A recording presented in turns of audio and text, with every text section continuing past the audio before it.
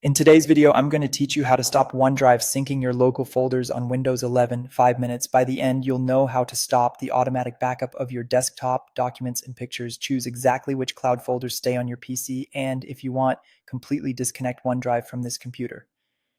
First, look down at the system tray in the bottom right corner of your screen and click the OneDrive Cloud icon. If you don't see it right away, click the small arrow to show hidden icons, and it should appear there. This opens the OneDrive panel. In that panel, click Settings. Then in the window that appears, select Settings again to open the full preferences. This brings up the OneDrive app's main settings where you can change backup and sync behavior. Go to the Sync and Backup section. Here, click Manage Backup. You'll see toggles for desktop, documents, and pictures. Turn off any locations you no longer want OneDrive to back up. When OneDrive asks you to confirm, choose Stop Backup. This stops new files in those locations from syncing to the cloud.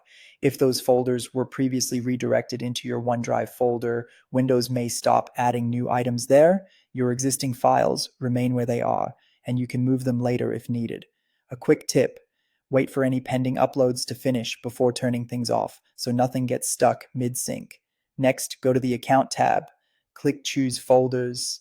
This controls which OneDrive cloud folders are actually downloaded and kept on your PC.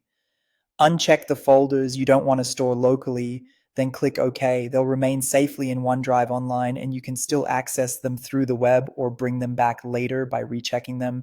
If you want to fully stop OneDrive from syncing on this computer, click Unlink this PC on the Account tab. Confirm when prompted. Unlinking signs OneDrive out on this device and pauses all syncing. Your existing local OneDrive folder and files stay on your PC, and everything already uploaded remains in the cloud. You can reconnect anytime by opening OneDrive and signing back in.